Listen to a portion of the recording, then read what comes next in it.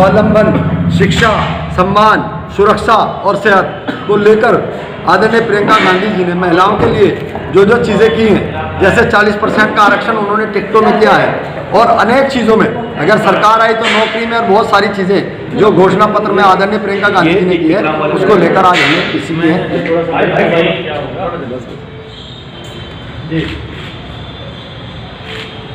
लड़की हूँ लड़ सकती हूँ, एक स्लोगन है लड़की हूँ लड़ सकती हूँ, और दूसरा है हम वचन निभाएंगे।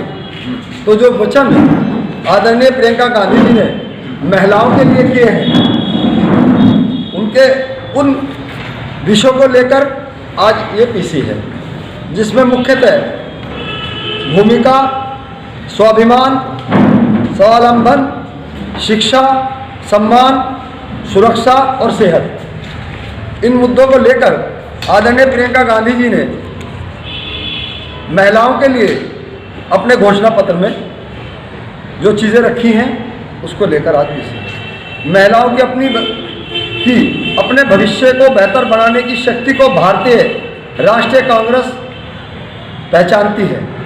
अक्षमता, शक्ति, दृढ़ निश्चय महिलाओं का सजल गुण है। महिलाएं साहस, करुणा और आशा की प्रतीक हैं। महिलाओं के सच्चे शक्तिकरण के लिए आवश्यक है कि उनके लिए एक ऐसा वातावरण बनाया जाए जिसमें उनकी अभिव्यक्तियों को बंधन मुक्त और असीमित आकाश मिले। आदरणीय प्रियंका गांधी जी ने कहा है, ये हमारी भूमिका है।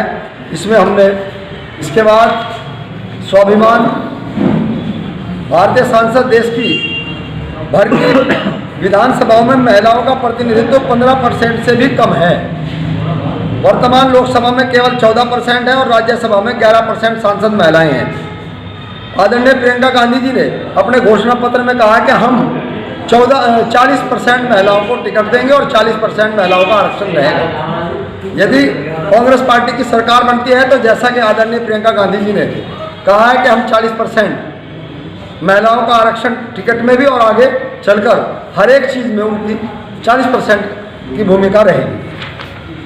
स्वावलंबन, जनवरी 2021 के आर्थिक सर्वेक्षण के अनुसार भारत की श्रम शक्ति कामकाजी महिलाओं की भागीदारी 26.5 है, जो दक्षिण एशिया में सबसे कम है।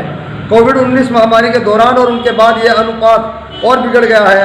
आधिकारिक रिपोर्ट के अनुसार श्रम भागीदारी 15% ऐतिहासिक निचले स्तर पर चली गई है। उत्तर प्रदेश में सबसे कम महिला कार्यबल है, केवल 9.4%, जो भारत देश में सबसे कम है।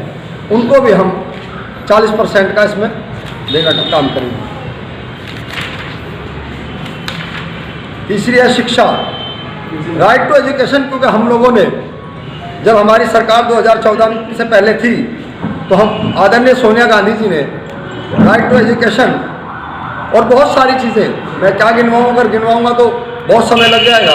कांग्रेस पार्टी ने हमेशा महिलाओं के लिए बहुत सारे कार्य किए हैं। उसमें से राइट टू एजुकेशन में और लड़कियों के लिए फ्री शिक्षा, और यहाँ तक कि आप जानते हैं कि वोट का अधिकार भी स्वर्गीय राजीव गांधी जी ने ही 18 वर्ष की आयु में करने का काम किया था।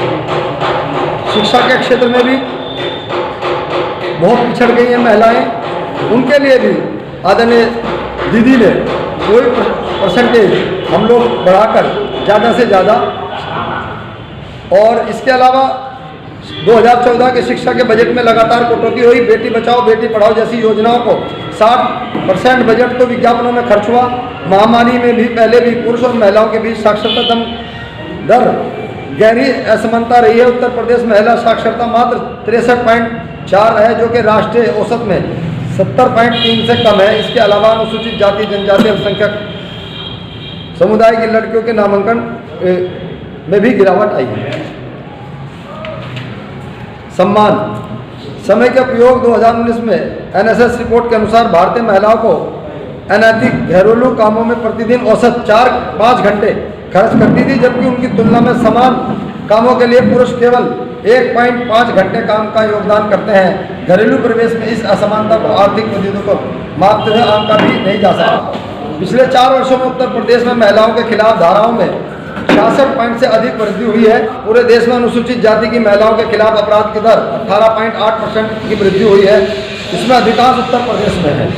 और आपने देखा होगा कि आदरणीय प्रियंका गांधी जी ने, चाहे वो हाथरस कांड हो, दाव कांड हो, महिलाओं के लिए चाहे कोई भी अन्याय की लड़ाई लड़ने का, अगर न्याय की लड़ाई लड़ने का काम किया है तो वो आदरणीय प्रियंका गांधी जी ने किया है। चाहे उनके साथ कितना भी दुर्व्यवहार पुलिस के द्वारा किया गया हो या प्रशासन और शासन के द्वारा किया गया हो, लेकिन उन्होंने अपनी लड़ाई को लड़ने का काम किया।